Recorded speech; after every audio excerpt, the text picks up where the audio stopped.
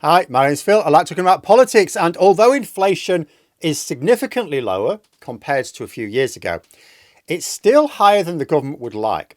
And there have been two key costs that are keeping it higher than ideal, and it's energy and food.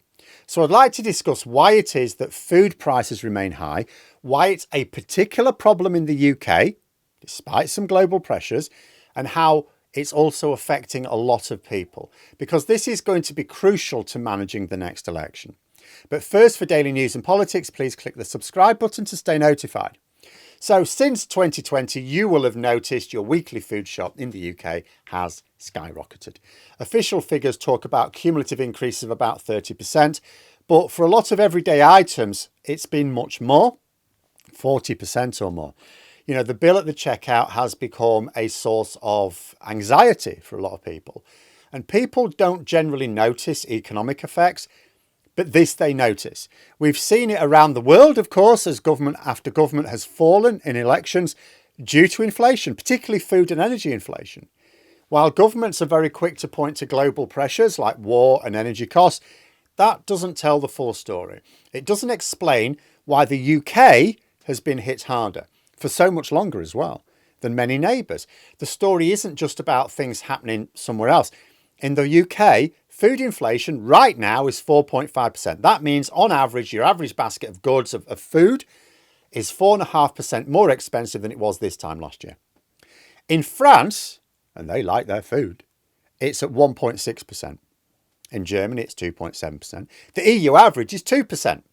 So whether you want to compare the UK with the other two giant economies in Europe individually, or the EU market as a whole, the UK is continuing to see higher increases in food costs than countries who, on the face of it, have similar buying power. The cause is not entirely external. It's really about a series of specific decisions and trade policies that have uniquely hammered the UK economy, leaving you to foot the bill. And some of the most significant changes are ones you're not even meant to notice. So let's see how we got here. So what is grocery shopping like for a lot of people? Cheddar, once a simple staple, now you have to think twice about it. The price of beef has driven many to reconsider the traditional Sunday roast. Fresh vegetables, cornerstone of a healthy diet, some of those are now looking like luxuries. And I've seen plenty of comments from people I know, as well as reading reports that people feel this way, they notice it. It's not just that things are more expensive. Because some prices have outstripped others, what used to be a common item in someone's shopping that just there every time, now some people are seeing it as an occasional luxury purchase. And it's not just a feeling, it is backed up by statistics. Overall food prices have risen by about 25% between January 2022 and January 2024. Food price inflation peaked at a 45-year high in March 2023. That was 19.2%. And while the rate of increase has thankfully come down a long way from there, those high prices are still higher than they should be. It's just that they're rising more slowly from this new, much higher baseline. But as of June 2025, it's the latest figures, food inflation, as I say, is running at 4.5% in the UK. That is significantly outpacing the general rate of inflation. So it's one of the things that's putting up the overall level of inflation. The shock is also most acute, as you can imagine, for specific items. At one point, cucumbers were 54% more expensive. Hard cheese like cheddar was up 41%, pork 30%. You know, and these numbers represent real world pressures on millions of household budgets that people notice. And in response, shoppers are changing their habits.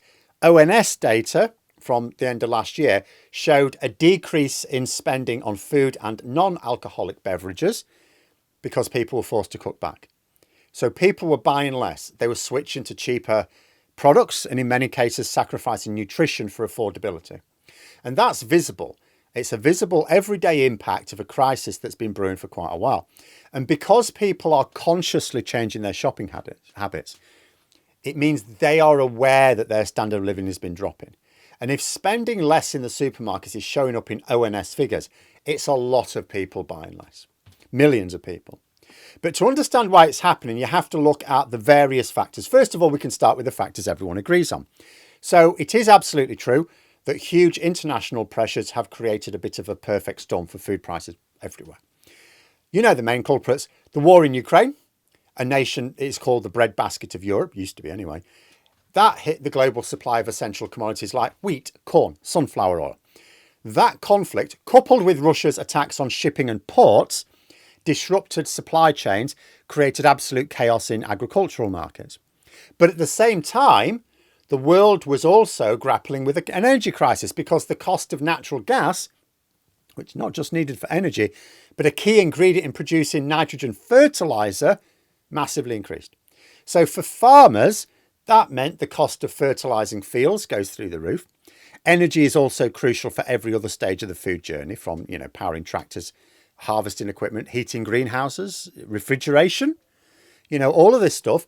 And in the UK especially, the business price of energy ballooned. We think the domestic price of energy increased because it doubled, right? That was a big increase. Business energy rates went up 3 or 4 times as much. And that, of course, affected farms as well. And these rising costs for things like energy and fertilizer, these costs get passed down the line from the farmer to the processor to the retailer to you. Every country felt that squeeze. Energy inflation, especially for businesses, was higher, however, in the UK than similar economies. So yes, global shocks, huge part of the picture. So they set the stage. But that doesn't explain why the UK's food inflation has remained stubbornly higher and lasted longer than in most of Europe. Why is EU food inflation running at 2% on average, but the UK's is on 4.5%? And as I say, it's not just, there's something to do with us being a bigger country. No, actually, because the big economies in the EU have significantly lower food inflation rate than we do. So for that answer, we've got to look closer to home. It must be something about the UK. The story of why food is so expensive in the UK is a story about trade. More specifically, about trade friction. When the UK left the EU, we swapped a very deep, frictionless, free trade relationship for a much more complicated one. And while the new agreement kept trade mostly tariff-free, as long as you had the paperwork to prove rules of origin, it did introduce a mountain of new barriers. We had customs checks, complex paperwork, rigorous and expensive health certificates for food products. I mean, look at it this way. Trade with Europe, you could think about it as like driving on a motorway. Now it's more like a series of slow country roads with toll bridges, checkpoints, and the odd flock of sheep blocking the way and looking at you as if you're an idiot for wanting to pass through. And each of those stops adds time and cost. And it's not just a feeling. Researchers at the LSE, the London School of Economics, they found that these new barriers added around 6% to food prices in the 2 years to the end of 2021 alone, before the full-scale invasion of Ukraine. That cost UK households a collective £5.8 billion, a figure that has risen to now like about £7 billion, I think. The friction is getting worse as well. So in 2024 and 2025, we'd started rolling out our border target operating model, a system that introduces new checks and health certifications for a range of food imports from the EU, including medium risk animal products, plants, dairy, things like that. Now, that was designed to protect biosecurity, so really important, but it also added significant costs and delays. And the costs don't just vanish, they are absorbed by importers and eventually appear on the price you pay in the store. And that reliance on imports is the UK's Achilles heel. The UK imports a very large proportion of our food, especially from the EU. That makes us uniquely vulnerable to these new trade barriers. So it's not just that we applied trade barriers, which is a fairly dumb thing to do. We did it when we were particularly vulnerable, when we were particularly reliant upon the EU for a lot of vital things like medicines and energy and food. This has been compounded by a decline in domestic production. For example, domestic production of salad foods like cucumbers, tomatoes, that has plummeted to the lowest level in decades. We're growing less of it than we did in the EU, partly due to those prohibitively high energy costs for heating greenhouses. And when domestic supply falls, what do we need to do? We need to import more. So the impact of friction at the border becomes greater because we're now trying to get even more stuff through the border. And let's not forget the labour market. The end of free movement made it harder and more expensive for British farms to hire seasonal farm labour needed for harvesting fruit and vegetables, which has led to a lot of farmers reducing the amount they even plant. There's no point in planting a load of stuff you haven't got the staff to pick it because it'll just rot in the fields, as it did. Less produce harvested domestically means, once again, we have to import more. All the while, the cost of those imports is rising. It's a vicious cycle. It's not just that the food prices rose either. The sharp rise in food prices has outpaced wage growth, leading to a direct erosion of living standards. In America, we know that Biden's economic report had plenty of healthy figures. It did a really good job. But eggs are more expensive. So Trump said, I'll make the eggs cheaper. And as always, the burden falls heaviest on those who can least afford it. In the UK, the lowest income households spend a much larger proportion of their budget on food, of course. That means that when food prices soar, like go up a lot, the budgets of the poorest families are squeezed. I mean, to breaking point in many cases. You look at the Brexit-driven price hikes alone. They had a 52% greater impact on the cost of living for the poorest households compared to the wealthiest. That cursed 52% percentage again, isn't it? And according to a Food Foundation survey in June 2024, there's nearly 10 million adults and children in households struggling to afford food at that time. This means that they've had to reduce the quality or variety of their diet. And the struggle is manifesting itself in various ways. People are trading down, swapping fresh fruit and vegetables for cheaper, less nutritious, quite often ultra-processed foods. One survey found 60% of food insecure households were cutting back on fruit, 44% cutting down on vegetables. That causes lifelong problems for kids who are growing, developing, and won't be getting enough energy to concentrate in school. At the sharpest end of the crisis, food bank usage has, of course, become normalised. The Trussell Trust distributed nearly 3 million emergency food parcels between April 2024 and March 2025. That is a shocking number of people in that sort of period living in a household that had used a food bank in the last tax year.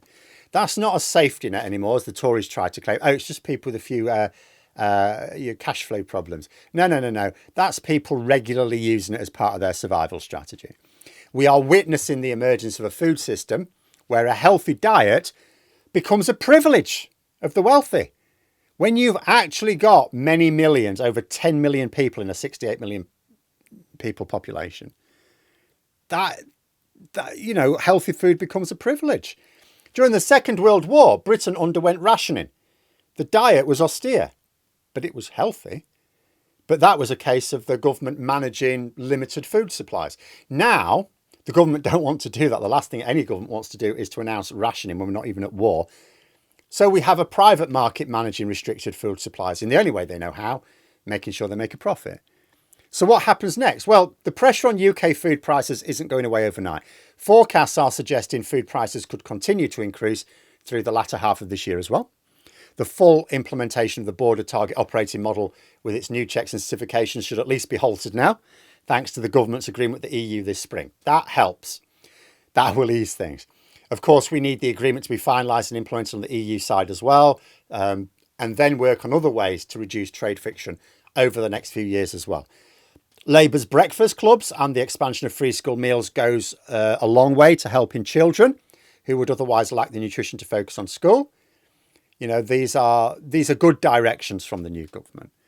But there are still other problems not addressed, including the difficulties and costs for British farmers in boosting domestic food supplies to reduce reliance on imports. Now, Labour have an industrial strategy that is going to focus on making energy costs much less for businesses. So there is stuff in the pipeline, but there's still a lot of trade frictions and costs in terms of domestic production that are still there, that we could still do something about unilaterally. Although outside the single market, there will always be a Brexit cost baked into the price of food, no matter what. So the core problem's still there. The UK's high dependency on food imports, combined with new permanent trade barriers with its largest supplier, creates a structural vulnerability for the United Kingdom. Britain. Northern Ireland could get stuff from the EU. Add to that the increasing frequency of climate-related shocks, droughts and floods affecting harvests abroad and here, and you've got a recipe for continued price volatility. I discussed recently how food in the UK has been calculated to be 34% more expensive by 2050, just due to climate change. That's not including other inflationary effects. And we know this is affecting millions of people because all sorts of data shows it on a grand scale. We might be easing Brexit, but it's still there. Geopolitical tensions are not easing. Climate change is not easing. The story of the UK's massive food price shock isn't simple. It's complex like everything else. It's a global energy crisis. It's a war. But it's also the unique self-inflicted friction from new trade policies that fanned the flames, making the fire in the UK burn hotter and longer than for its neighbours. The ultimate cost is not measured in percentage or policy papers, but in the everyday choices families are forced to make at the supermarket checkout. And it will need dealing with if we are to stop those same people making a very unwise decision at the ballot box and voting in the same populist grifters who championed Brexit in the first place, because now they've got another bright idea. The crisis wasn't an accident. Some of it's outside of our control. Some of it was the very predictable and indeed predicted result of layering new, complicated trade barriers on top of an already volatile global situation. And without structural reforms to boost domestic production, simplify trade and strengthen the social safety net, the UK is going to remain dangerously exposed to the next global shock, and ordinary people will once again be the ones to pay the price. And if that makes them vote for knobheads, we'll all pay the price. But let me know what you think in the comments below. For more content, you could subscribe to the channel or even join for access to streams and behind the scenes updates. Thanks for watching, and until next time, I'll see you later.